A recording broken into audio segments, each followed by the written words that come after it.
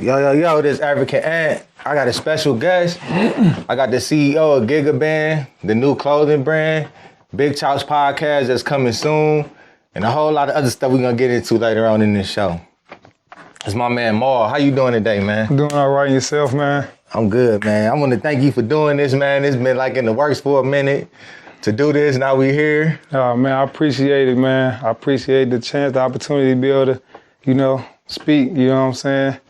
I appreciate you coming to share your story with us today because you kind of got an interesting story, you know what I'm saying? So we're gonna get into it. It's kind of similar to Wallow, but not kind of similar to Wallow. We're going to get into it, though, man. So, what area did you grow up in, Ma? Grew up in, basically Cleveland. Started off in the projects. We bounced around from project to project.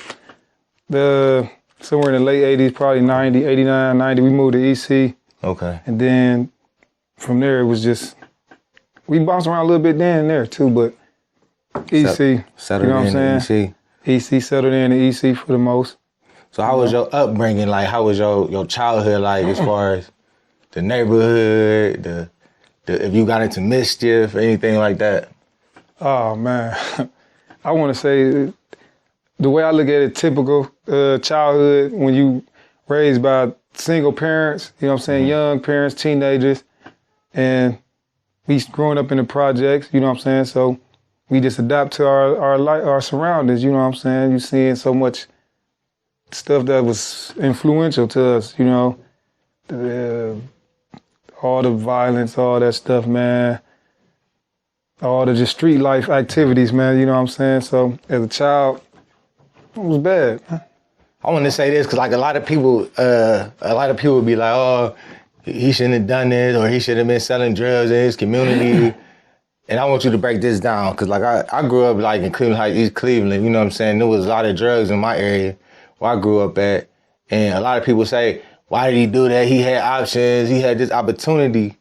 So I want you to break that down, like, because for me, seeing our first heroes is, I don't know if I can speak for you, but our first heroes is the dope boys. They get money, they got the car, they got the girl. Break that down before we get to see your story so they know like the dynamic of what we see in our neighborhood, what we look up to and what, you know what I mean? You said it, but I'm gonna break it, you right, I'm gonna break it down even more. I'm gonna go specifically on me. Like, man, I was headed down a super duper quick, fast path of destruction, you know what I'm saying? That time I got 12, 13, one of my aunts had got custody of me, okay. You know what I'm saying? Because, my mother wasn't stable, you know what I'm saying? And that kind of changed the trajectory of how vicious, how violent I think I was gonna be because she had a cousin, my older cousin, you know what I'm saying? I look up to him, Vaunt. Yeah, shout him out. You know what I'm saying? Vaunt, you know what I'm saying? And he was into sports heavy. He had his father in his corner pushing him with the sports thing, and man, that influenced me. I took a liking to that, you know what I'm saying? So I started indulging more into the sport activities, but I still was like a lollygagger, you know what I'm saying? So because I didn't have no father, nobody pushing me. I just wanted to do it because I saw him. So I never went full throttle with it. But I'm still hanging in the streets with street people and school ties with the friends you grow with that going to school and all that. There's in the third. So it's like I'm straddling in the fence for real. All right. I'm trying to get jobs as a teenager. I probably had a couple jobs for a couple months or whatever. But, man, you get older, you get grown, and it come fast, man, and you revert back to things you know. And next thing you know, honestly, I went to Buffalo. I left and went to Buffalo for a couple of years, and I was having my ups and downs up there, you know what I'm saying? And I already had my mindset like that, oh, you know what? I'm about to go back to Cleveland and get into what I know how to do best. Shot back to Cleveland, got my hand on some drugs, and my mind was set that this is it. Like, I done tried everything else. Want to be the hood superstar. I done tried it. I done put in applications, man. This before the fellas. I put in applications from south, east to west of the city, you know what I'm saying? From the airport to out soling, you know what I'm saying? Factories and all types of stuff. Likewise. It just wasn't going my way. So, this right here in front of me looked like the best option. Like, And oh, when I think about that, I think about other people that's in my shoes, same shoes, and I'm like, okay, that type of train of thought had to be running through a lot of people's mind. You know what I'm saying? A lot of people that I grew up with, my peers and shit. Because a lot of us did the same thing, and it seemed like we felt like this was it, wasn't nothing else. So your story didn't start in prison, but it kind of restarted in prison, your life story. So tell me about how you got in prison from your first case to, or you could talk about the most significant case that really made you change, or. Yeah, the most significant case was I had an accidental murder. It got dropped down to, they charged me with murder, and it got dropped down to involuntary manslaughter. It was I was goofing off with a pistol, man, you know what I'm saying? And it went off, I didn't know that it was loaded. It went off and it shot my cousin in the shoulder. He ended up passing. And I was on papers already for a dope case. So, and it was like literally like a month after my sentencing. So my judge, she told me like, shh, I just could have sent you down the road. You come back a month later and take somebody's life. Right. She like, man, and gave me the 12 years, you know what I'm saying? So the whole 12 years in there, man, I was really most of the 12 years I was like bullshit, and I wasn't really, I was doing what people do in there. Most people in there do the same thing in the streets. Just waste time, just kicking it around each other, arguing about stuff that's irrelevant for real, and not utilizing their time. You got information there that you probably ain't gonna take the time to get to use when you're on the streets because you're ripping and running. When you're in there sitting down, it really ain't no excuse. You know what I'm saying? And so for the most, I was in the sports, in there selling, dealing with drugs, all the stuff that come with prison. I was with it, and I met a couple people, man. And that's where everything changed. And I didn't even know it changed at that point. I met a guy, and he was reading books a lot. We used to always talk about him, laughing. Oh, his nigga reading books, man. And he like, shit, you never know when you need to know something. That stuck with me, but I used to always laugh at him for reading books. And then one day he get rolled out, and I got all his books, all his property. And I remember him saying they kept his books before. So I had the books in my possession. One day I opened up a book and looked at it, and it was about history. You know what I'm saying? It was about our history, And when I read that, I was like, what? So I just started reading more. Boom, boom, boom. I'm ancient history, the African civilizations. Right. You know what I'm saying? So I'm reading that. Boom, boom, boom. Then I started reading about once we got over here, the slave trade, all that. And I'm just reading what they was going through, those folks was going through, boom, boom. And I say, whoa, hold on, man.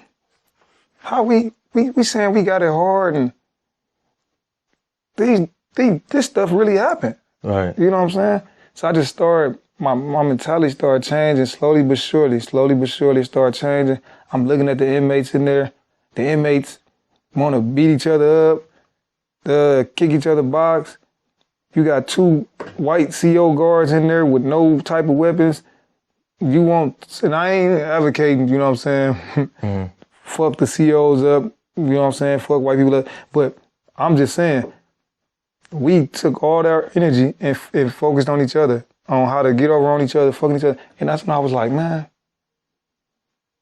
I'm about to step back from this. I'm cool, man. You know what I'm saying? This ain't, after reading this information and seeing what they went through, for us to be able to be where we at now, I just slowly but surely just started separating myself from a lot of them people, man. And I just, it was a good thing, man, because it changed. It changed me, man. It changed me. Before you get there, like, how did you deal with the fact that you accidentally, Oh, man. I was devastated. I was devastated, man, because that's shout out to rest in peace, Buddy Black. You know what I'm saying? he was up and coming entrepreneur, man, and we was starting a record label, Black Squad Entertainment. We had clothing line. He had a mind. He had a great mind, and he was like the closest person to me during them few years prior to, you know what I'm saying, what had happened. And he had the vision. I didn't really see all the stuff, you know what I'm saying? I was in the streets and he used to be, come on, man, you got to take it serious, man. You can rap a little bit. You can rap, whatever, blah, blah. And I go go record some stuff, but I didn't really care.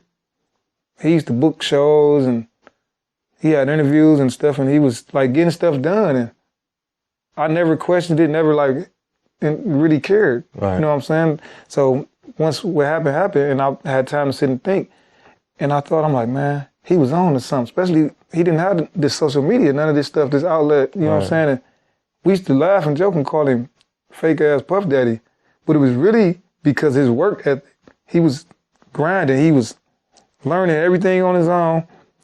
And you seen him gradually getting better, going into the library, learning about the laws and stuff, this, that, and the third.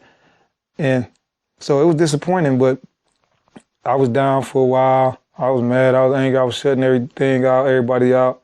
But when I talked to his mama and his father, they told me, they said, don't be beating yourself, don't be hard on yourself. She said, man, I got your picture on the mantelpiece right with, you know what I'm saying? Got y'all, you like a son to me. She like, man, God working everything out, how he gonna work it out. And that right there, man, that lifted me up. That really lifted me up to hear that come, because I was like ashamed, you know what I'm saying? I done did stuff, but that right there, that hurt it, man. And I would have never wanted to see something like that happen. So it was just unfortunate, man. And yeah, once I spoke to them though, it just uplifted me, man. You know. So prior to this, we talked about once we was talking about a little bit about your case. You know what I'm saying? You were saying that people be forced to plead guilty. Could you break that down? Because like we had a conversation about that, and I thought it was interesting. You know, because a lot of people like myself, I've never been in prison, but like I see the shows and I be like, hey, man, why would he do that? You know what I'm saying? He was clean, you know, he was almost away. And could you break that down? When I say that, I mean, you know, because the system really based off of fear. You know what I'm saying? Most people are scared. We don't know. It all boils down to they know something we don't know. Right. Which is the vital piece of information, laws. You know what I'm saying? So it's a whole different language, and it's like speaking Chinese to an African. You know what I'm saying? Like you don't understand the language, so you gonna get bamboozled. Just that simple. You gonna get scared. You don't know what's going on. You thinking about the life you was just living, and you never about to be there. You never gonna see your kids, your girl, all that type of stuff. They hitting you with this language, and it just sound crazy to you. That's all it is. It boils down to the language sounds so crazy you don't understand it. And at the end of the day, you know, man, I don't want to do X amount of time. They said I can get this. So a lot of people be forced to, you kind of don't got no choice because you don't know the law. You don't know. And you can't defend yourself. It kind of leverage you into making you plead guilty, either whether you guilty or not, because that was the thing, like people pleading guilty when they not guilty, they just taking the plea just to get lesser time because they making them feel like they about to do the rest of their life. I just got a cousin that just got an incident where he get into a situation, the female come up to him, they had a little gathering, the female come up to him, she drunk, she drinking, she all in they mix, they like, okay, all right, we talking about some stuff, you know what I'm saying? Like he tried to brush her off politely, she, and splashed the liquor in his face. He say, man, I go to raise my hand, somebody grab my arm. He said, man, what you doing, man? He say, turn around, she got the gun, bow, shot it, missed him. He rushed her trying to grab the gun, boom, she done fall, he trying to take the gun from him, she tried to shoot it again, some type of way, shot herself. His family, people all around, man, this guy been fighting this case for a year. So he went to trial like a few times, boom, boom, boom, boom. She wasn't showing up at first. She claimed that he shot her. She was so embarrassed and said that she didn't even want to tell the truth. Now, if you claim somebody shot you, this is a prime good example. You claim somebody shot you, so y'all go to court, trial day come up, you don't show up. Okay, one time it may be a little bit excusable. The judge they may prosecute all of them. They may be able to overlook, okay, we gonna reset it, boom, boom, this and third. But a second time, you accusing somebody of shooting you, and you're a female. This is as serious as it gets. There's no reason why she should have had another opportunity for another trial. Okay. You know what I'm saying? But they still they basically forced her, found her, made her come. She said he shot him. Had somebody come and lie and say they shot him. He was looking at 15. You know what I'm saying? When it was all said and done, he was looking at 15 if he would have fought it. So, hold on, let me get one. I said to make sure it's still recording. Okay, good.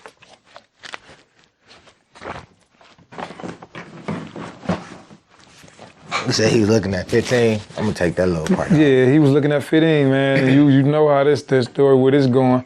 Yeah, so he ended up copping out, and he got sentencing coming up in a couple of weeks and stuff. The first thing he told me out his mouth, he said, "More man," he said, "I ain't about to do that 15, man." He like, "Man, ain't nobody come show up on my behalf like they said they was. She had such and such come show up, and he oh well, he lied on me. I don't understand why he would lie on me, blah blah." They said, "Oh yeah, I can't do that 15, man, because she had somebody saying that I did it. I ain't have nobody to my defense." So he just copped out, and they dropped it down to 2 F3s or whatever the case may be, and possibly he can get papers. Okay. Somehow through that, I don't know. Hopefully he do, whatever the case may be. But it goes to show right there. I was just like, dang, man. Fear, man. Fear. Because first thing come to my mind is they ain't checked forensic, the residue. Right. See they was on Yeah, there? right. So you vegan, right? Yeah, man. So did you become, because this is something that I always wondered though. So did you come vegan in jail or afterwards? Or if you did become vegan in jail, like, how did you do that? Because, they give you the food that you supposed, you know what I mean? Oh, yeah. I know. I actually became vegan in there. And that's a funny story, too, because I had my whole plans when I got out, when I was going to dog, like, everything. I remember 2019, a couple years ago, I was talking to my mama one time, and she asked me, she said, "Is you one of them?" I said, "What?" I already knew she was saying, was I Muslim? Right. So I'm like, "What?" I'm like, "Man, listen, when I get out, man, you better have a whole slab coming off that grill when I get out." You know what I'm saying? I'm tearing that mug up, the whole slab. So, I had plans for the whole year, first year, 6 months, eating everything that I used to eat. Rib, pork chop, all that, boom. And the next 6 months, I was just gonna eat chicken and fish. Then after that, I was gonna go vegan for 2 years. It was so crazy. That was just subconsciously, I guess I knew that being vegan could possibly help you clean your system or whatever. I don't know what the case, but them was like some of my plans without me even knowing anything about it. Right. Without me even wanting to be a vegan, that was some of my plans. So that was then. Over the last year, I had read a book. I want to say it's Dr. Africa. Layla Afrika. And one of the lines that caught me was. That's the name of the book, or she the author? No, he the author. Okay. African brother, Dr. Layla Afrika, and it's called. I don't know. It'll come to you. Yeah, but he got another one called Nutricide that I got too. But anyway, it said, how can something that's dead ultimately be good for you?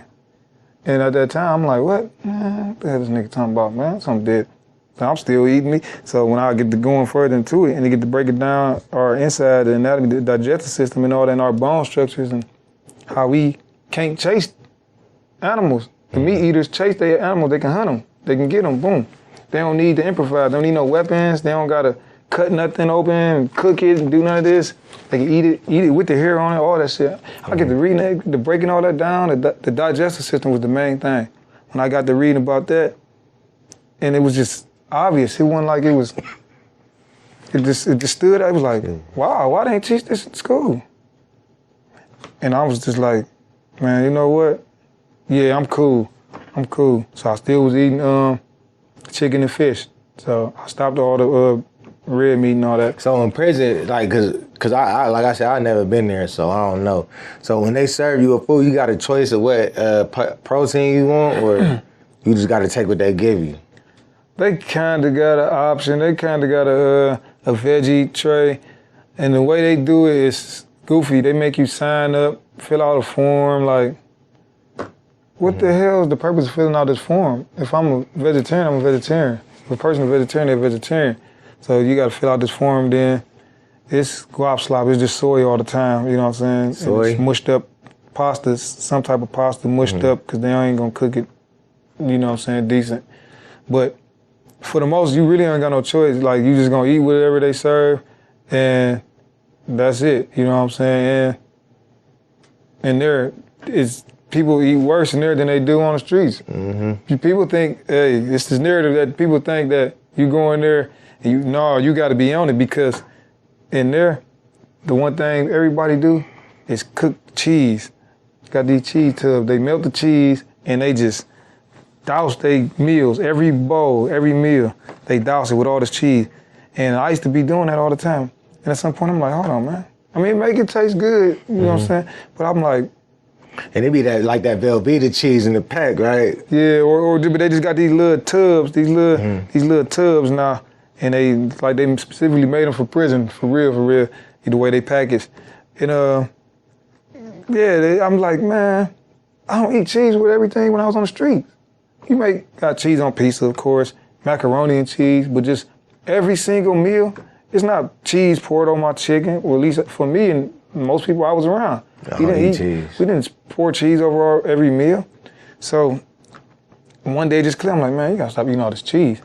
And then once I started studying and learning about the vegan, it was really over with, the dairy and milk. But Dr. Sebi helped too. He helped, because when I heard him one time speak, and I didn't know who he was, and I asked him, I'm like, who was this dude talking about he cured this, that, and the third? He said, well, that's Dr. Sebi. I'm like, man, he talking about Oprah ain't helped, Jesse Jackson, he reached out to all these people, Al Sharpton, blah, blah. And I'm like, man, is this a real interview? He's like, yeah. I'm like, damn. So then I started calling on him, hey, who's Dr. Sebi? Hey, why don't you send me some info, blah, blah. And started getting books and just started reading. I'm like, damn, this dude was raw. Hold on, man. If they kill a brother, man, he might have been on to something. So I'm gonna pay a little bit of attention, man, and see. You know what I'm saying? So that helped me too. You know what I'm saying, with the vegan stuff and shit. So how did you like? Because I know, like you said, you just described it as just pretty much slop. It's just like some mushy shit that's supposed to be straight vegan. And how that stop you from wanting to get the chicken, like something that look like... Oh no, see, that's what they serve you. You can go to the commissary if you get money on your books and stuff. People, you know what I'm saying, if you get money on your books, however you get it, you can go to the store and they got like rice, they got things you can get, rice. Like I had go-to meal, always had rice, black beans. I stocked up on rice, black beans.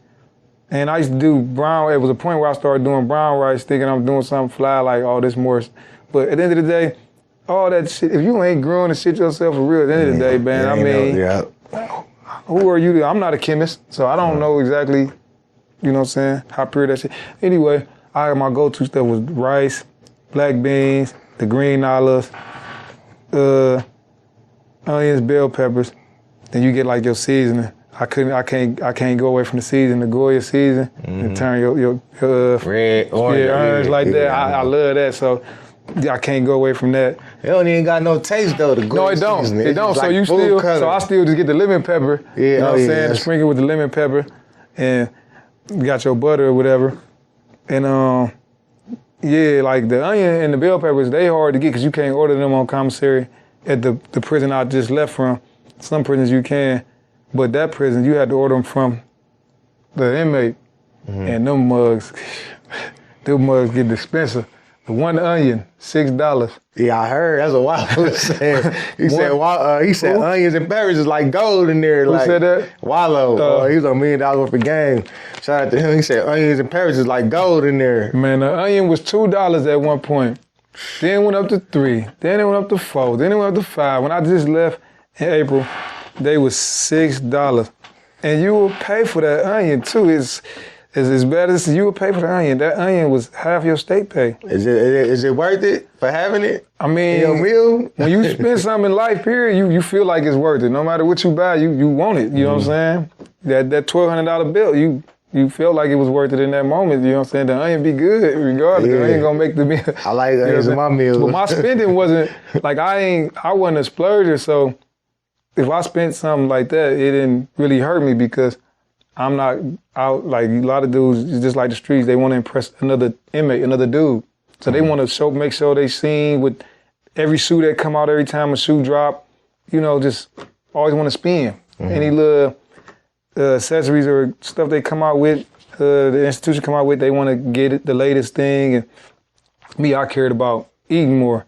So I ain't care about having money on the phone all like that. None of that. The same dude that be on the phone all day, chasing or cussing out this chick, he turned around coming to me asking me for some food. And it was mind-boggling. I don't understand. How's that possible? You need to tell that person to put half of that money on the phone and half on your books. You come to ask me for 2 suits, that's 50 cents. Right. My nigga, you ain't got 50 cents, but you can be on the phone. Right. I'm cool. I ain't got it, bro. No.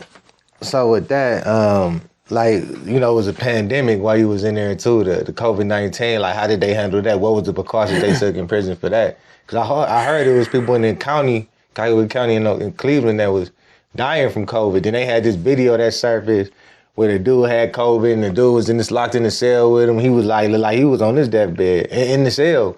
And the dude was well, because he talking, he like, you know, he had his phone, whatever the fuck it was. He talking about, man, I'm in here with him, I'm trying not to get it and stay away, but I'm in this cell with him. So like, what was their protocol for that? Yeah, that's when you know it's real. Like for me, I had to learn how not to really complain, you know what I'm saying? Because ultimately you in prison, you committed a crime. You can't really expect shit to go your way or to be a picnic. You ain't at the 9, you know what I'm saying? And most people complain, but that was a tough one because it was like, y'all basically, this COVID, it's airborne. So it's unstoppable. You know what I'm saying? Let y'all tell it, it's unstoppable. And if that's the case, y'all need to release everybody immediately that ain't got like no life sentence for real. So you got this facility and all you do is take out for the cells. In the cells, you couldn't do nothing. And you was just stuck. But for the open dorms, you'll take out a couple racks. You got 300 people. 3 rows on this side of the dorm and 3 rows on this side of the dorm. No, it's 150. 150. So it's 300 altogether in each dorm. And it's probably 8 dorms. So you got 3 rows. They take out they bunk beds. You take out 1 bunk bed off of each row so it could be a little bit more space. And there's no partition between these racks. So when we get the tent in our racks hanging up tiles and stuff, they telling us to take down our tiles and stuff, but this dude next to you coughing and all this shit at night or during the daytime and you sitting at your rack, you feel some type of way because y'all telling me it's airborne.